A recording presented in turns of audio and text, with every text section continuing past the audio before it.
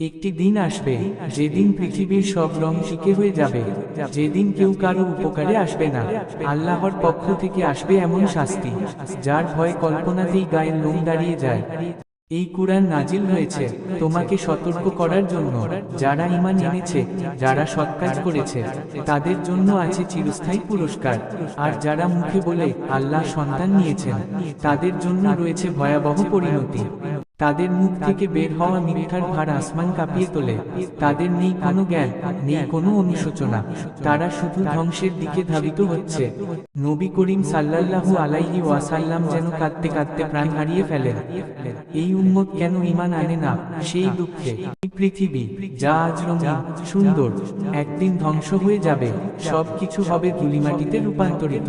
এটাই পরীক্ষার ময়দান। কেই উত্তীর্ণ হবে, কেই ব্যর্থ।